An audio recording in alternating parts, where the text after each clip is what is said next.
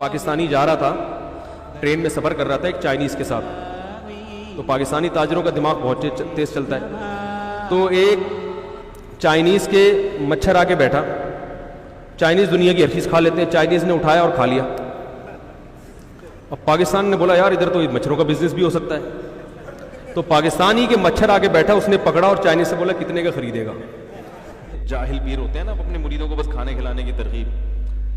انہوں نے کہیں کدو کی فضیلت پہ بیان کیا. کس پہ بیان کیا؟ کدو کی فضیلت. نبی صحیح حدیث ہے کہ رسول اللہ صلی اللہ علیہ وسلم کو لوکی اور کدو جو ہے نا یہ بہت پسند تھا. یہ صحیح حدیث ہے. حضرت انس بن مالک رضی اللہ تعالیٰ عنہ فرماتے ہیں کہ جب ایک صحابی نے حضرت انس بن مالک کو دیکھا کہ وہ سالن پکا ہوا ہے، اس میں جہاں جہاں کدو ہے نا، تو حضرت انس بن مالک وہ کدو تلاش کر کر کے کھا رہے ہیں.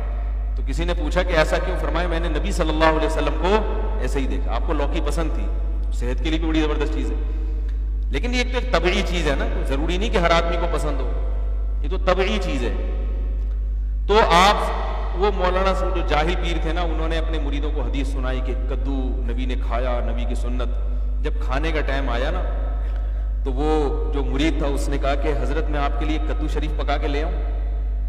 اب کدو کے ساتھ کیونکہ سنت ہو تو شریف کا لفظ بھی ایڈ کر دیا کہ کدو اتنے فضائل سنے، تو حضرت میں آپ کے لیے